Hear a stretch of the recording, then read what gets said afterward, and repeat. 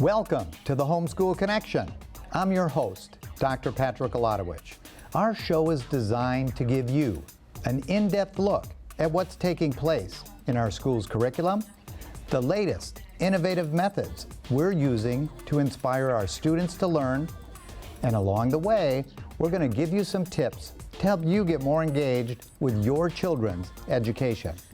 We also want you as a parent to get involved with our show. If you have a question or there's a topic you'd like to see get addressed, get connected to us by logging on to lakefronttv.com. Also, be sure to follow us on Facebook and Twitter. Joining me today are Superintendent Dr. Susan Moxley, Mayor of Leesburg, John Christian, and Lake County School Board member, Roseanne Brandyberg. Thank you all for joining me today. Thank you. And this show sort of started as an outgrowth of the Education Summit that our Mayor, John Christian, promoted earlier in the year. And so we're seeing lots of activity as we are starting to work together as a city and as a community and in our schools together. And so could we just maybe kind of talk about some of the initiatives that you're seeing happening in our community to kind of move us forward in this connection of our community and our schools?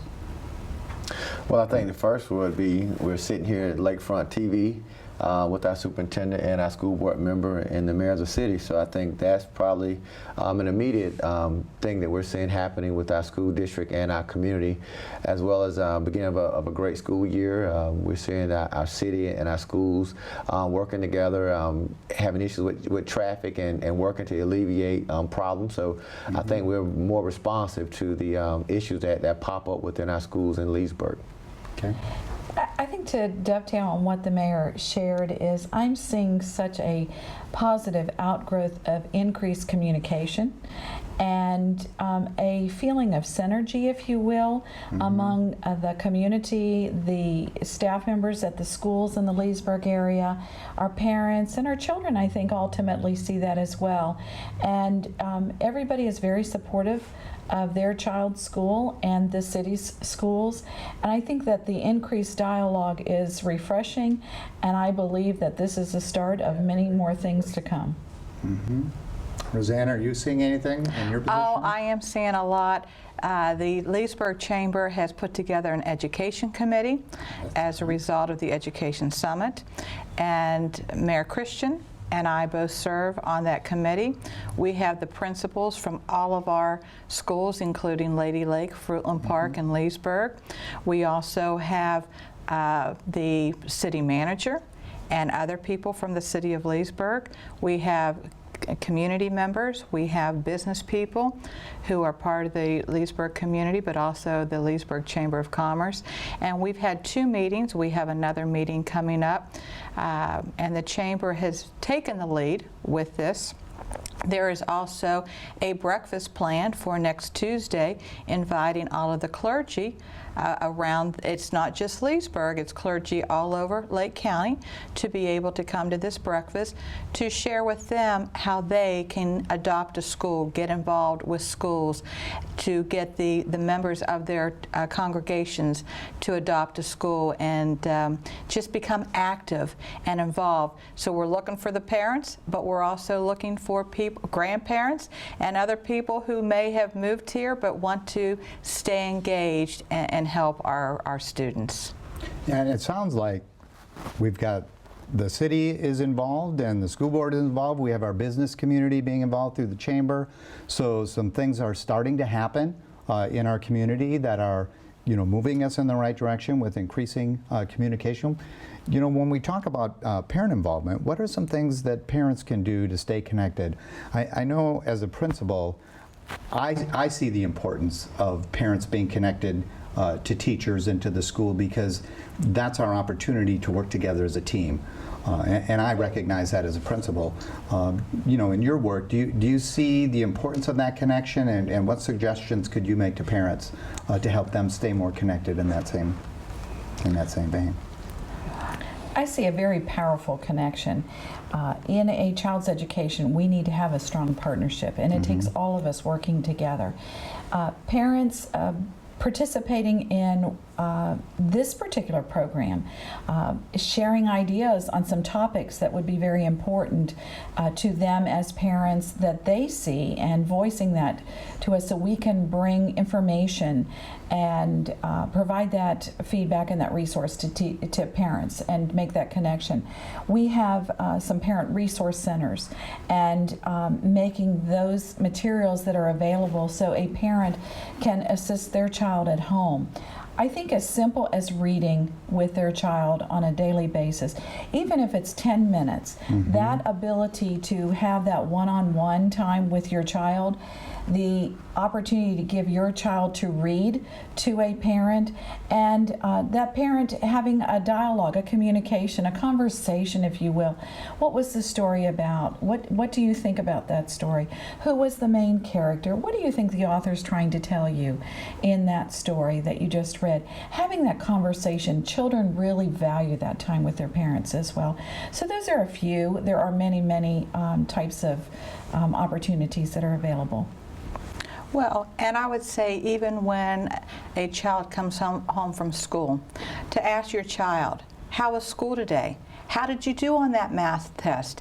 How was the science project? Maybe look in their backpack. Look in their backpack and see what's in there. And show their child that they're excited about school, and that with reading to them. But I take that one step further. Get involved in your child's school. Become part of the parent-teacher organization. Be part of the school advisory committee. That's where you are really going to learn the ins and outs of your school, and you do have a voice. Some people think that they don't really have any say in their child's education. You have more of a say than I think most people realize. But please, please, please get involved with your school. And your students do love to see you there, even if they say otherwise. Yes, they do. I think one of the biggest issues is for parent connectivity is those parents who feel uncomfortable or don't feel that they have the know-how to engage to the school. So I think it goes both ways. I think the school also has removed the barriers. Agreed. When I was my children were younger, I was in part of the SAC. You have a very dominant minority group of people who are there dominating SAC. So the people who really struggle, they don't come. And I think we have done a very poor job as how do we engage those people who probably need to be there more than anyone else, and we just do the status quo. We don't reach out. We don't go into the neighborhoods. We may send a letter home. We may say, look in the backpack. Well, what happens if that parent doesn't look in the backpack? Well, that child is going to lose interest. So what are we doing to go to that parent who's not looking in the child's backpack, who may not be educated person to feel comfortable going to the school? So I think we have to look at what are the barriers that are stopping this from happening. I think it's been a repetition. We've allowed it to happen year after year, and those kids from elementary, they go to middle school, go to high school, and they may not finish high school. It's because we have not done a very good job community-wide helping the schools engage those parents, whether it be through football, whether it be through churches.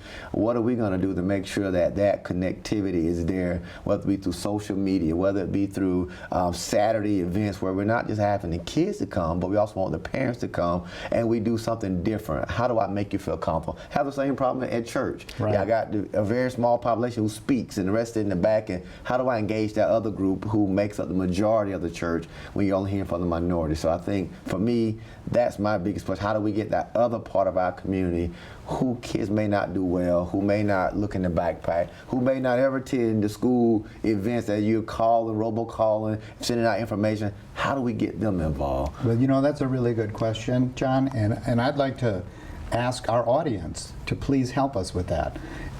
If you're watching this show, talk to your friends in the community. Bring them to school yourself. If you're an engaged parent, bring someone that you know is not engaged with you to school, just as a way to get them up to school and engage. And if parents are not feeling comfortable, we'd like to know, how can we make them feel more welcome? What can we do as a school system, as a city, as a community? What can we do to help those parents feel more connected to us? And I think those are ideas that our viewers can share ideas with as well as this panel. Do any of you have other ideas? I do, and I think, Mayor, you've brought up a really valid point, because I think so many times as educators, we think of everyone coming to the schoolhouse, and not everyone is as comfortable coming to the schoolhouse, or they may not be able to come to the schoolhouse, but they're very interested in supporting their child. They want their child to have the best education possible, and they may not always know how to go about doing that. So I think when we put activities together, we need to think about how do we push those out to the community? How do we provide that in an environment where the parent does feel very comfortable in that environment? They feel that extra support in a way that is comfortable for them, and that they're not necessarily being intimidated by the schoolhouse setting, if you will, and that friendliness. And I really want to commend both of you, because I think, Dr. Gladowicz, you have done a real community outreach by reaching out to your parents and being very accessible out in the community.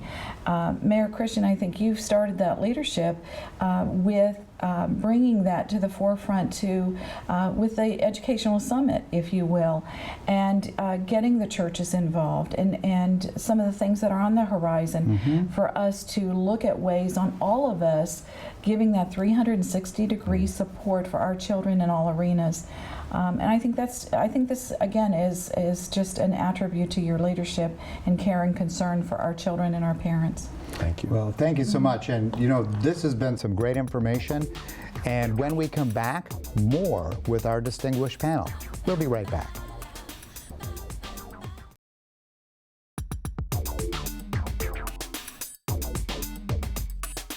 Welcome back to the Homeschool Connection. I'm Leesburg Elementary Principal and host, Dr. Patrick Gladowicz. If you're just joining us, we're taking an in-depth look at how we're all joining forces to help our schools. John, before the break, we talked about lots of different ways parents can become involved in our community.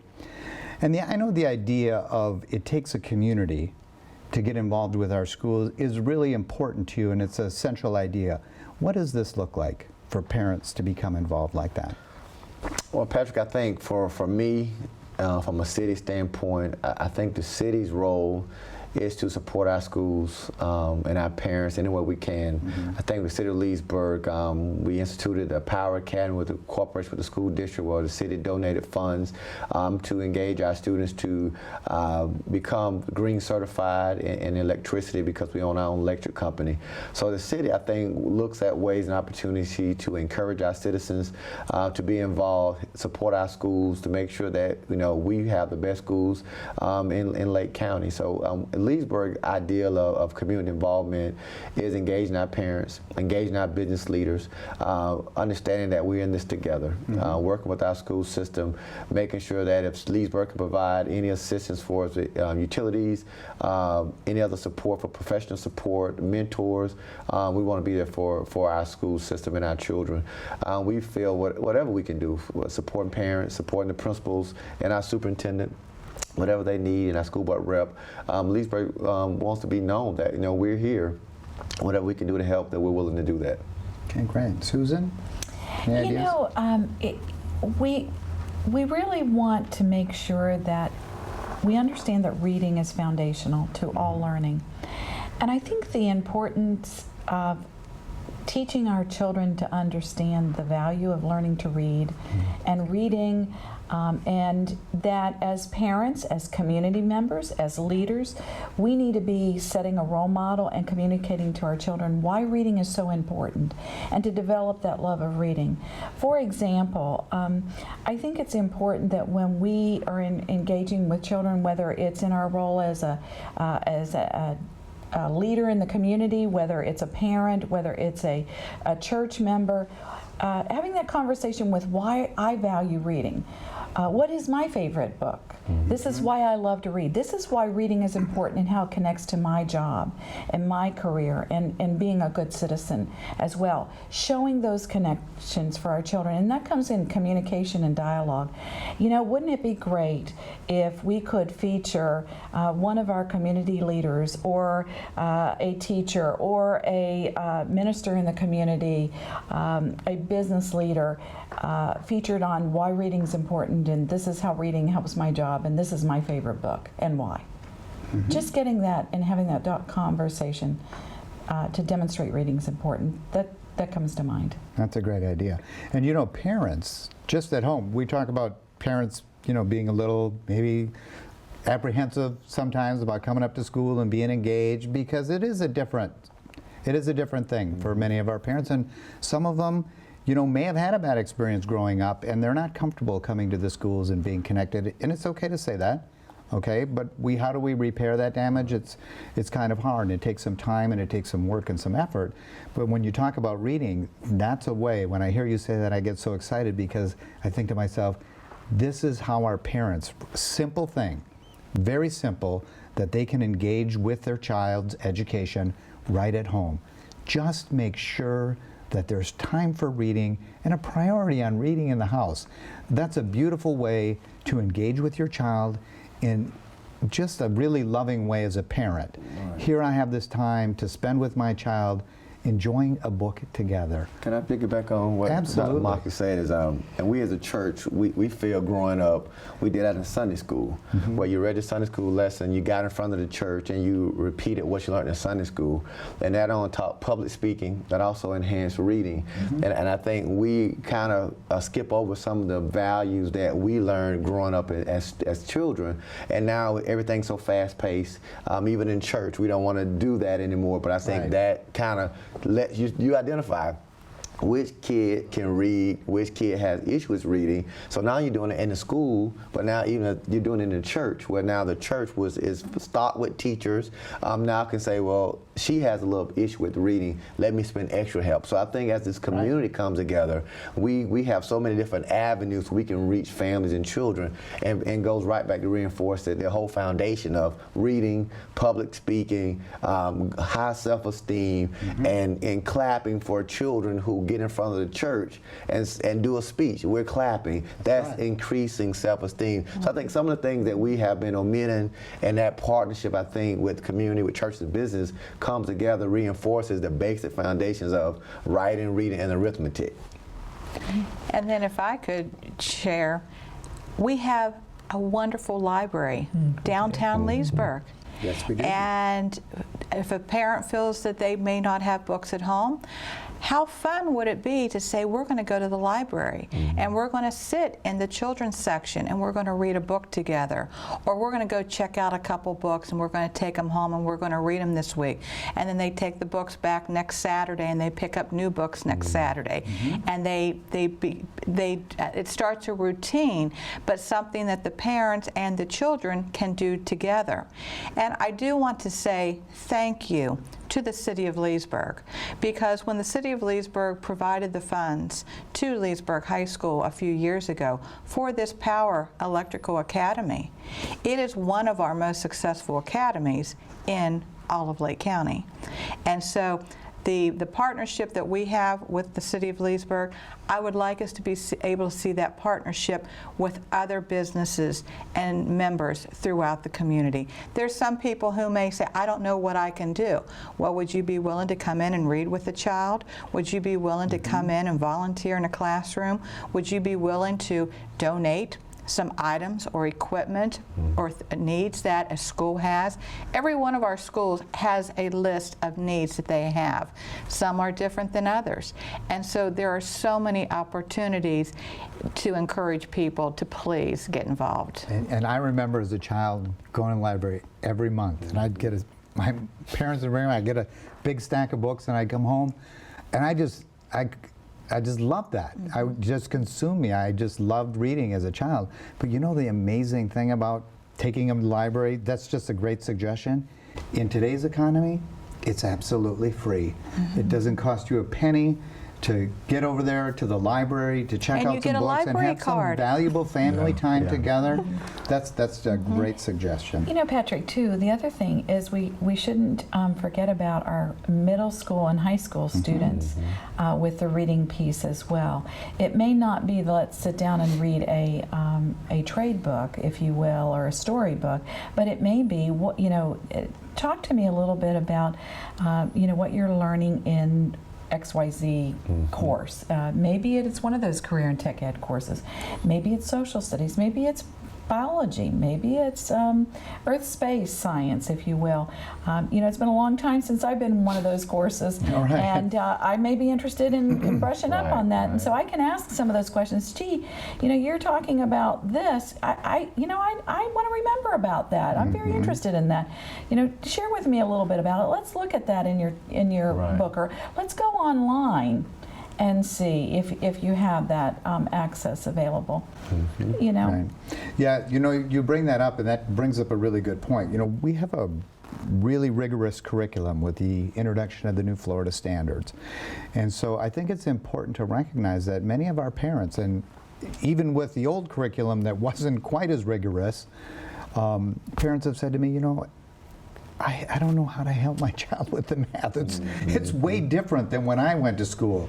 And I mean, I have the same problem. I've raised 4 children myself, and when my son hit 6th grade, I'm like, son, I'm sorry, I can't help you with your math Right, anymore right. because it's algebra, and I took algebra a long, long time ago, and so it's very different. So how can our parents help their children at home with what are some really rigorous standards? We're teaching our children some very high-level standards at a much younger age. Our children in kindergarten are learning things that we were teaching in 2nd grade, years ago. Right. But things have changed, and so how can we help our parents? Well, I think the first thing is that we must get our parents to understand that there are teachers who are available. Last year, my son was taking, I think, a biology course. He wasn't doing well. The teacher emailed me, basically said, Pastor Christian, I will stay after school every day. And if your son comes to tutoring, I will dedicate the last 30 minutes to him every day. Church member of mine, daughter came home, 9th grade algebra. Mom says, I have no idea. You got to get help. The teacher says, well, I don't stay after school. So the mom called the school and said, okay, who can stay after school to help my daughter? And she found a tutor, and her daughter stays 2 days a week. And every parent may not be able to do that, but parents have to realize that it is available.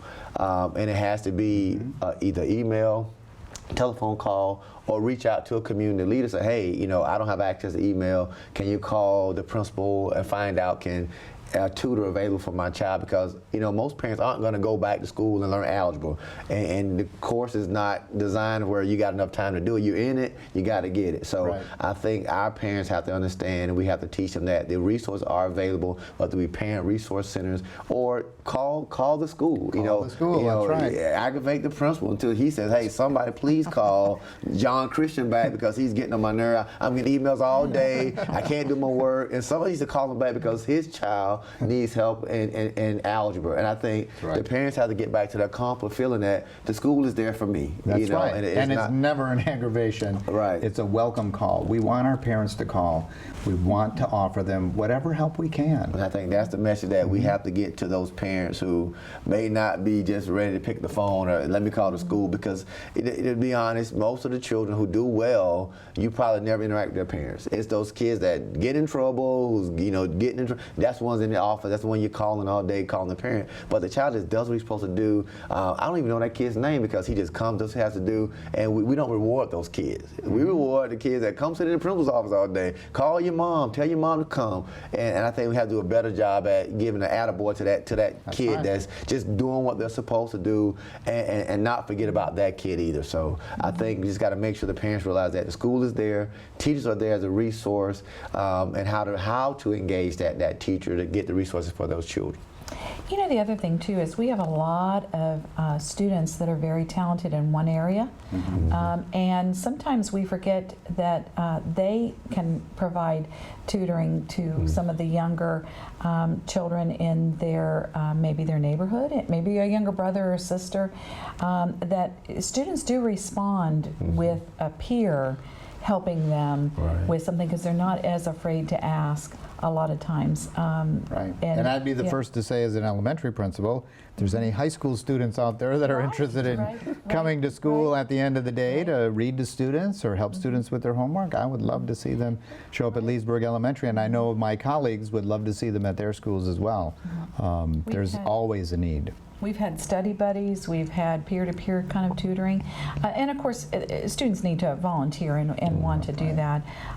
But there's a lot of different types of tutoring activities that can be done, you know, on the weekends, you know, children that are, and young people that are in church, you know, maybe after the church activity they can help one another and just have those informal help sessions.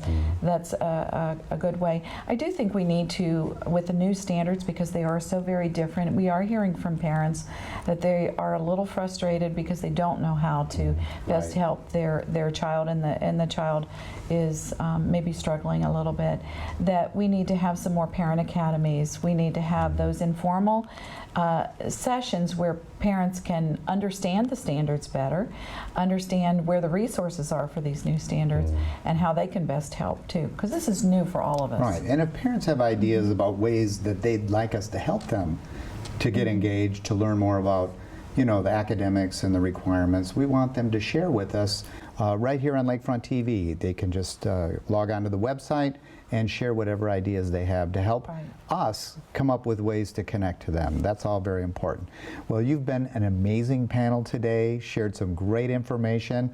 Unfortunately, that's all we have time for today, and I want to thank you very sincerely for coming and being on the show with me today. Thank you. When we come back, how movement and academics equals success. We'll be right back.